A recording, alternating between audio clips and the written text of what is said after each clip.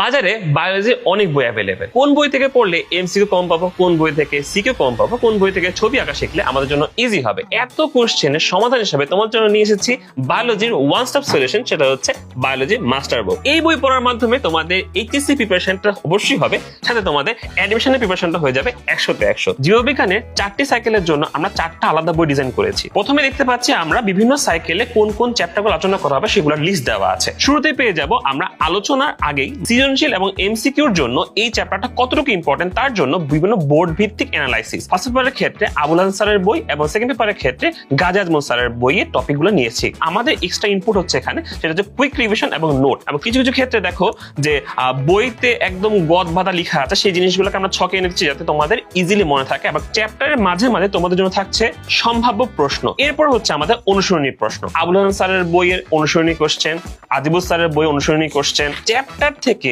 বিগত বছরের যে এমসিকিউ গুলো আসছে এবং সেগুলো ব্যাখ্যা, কেন আনসারটা হচ্ছে কেন আনসারটা হচ্ছে না, সেটা আমরা দিয়ে দিচ্ছি এই পার্টের মধ্যে।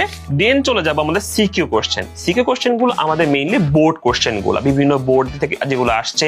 ঠিক এভাবেই তো বাকি চ্যাপ্টার গুলো কিন্তু সাজানো আছে, তুমি দেখো।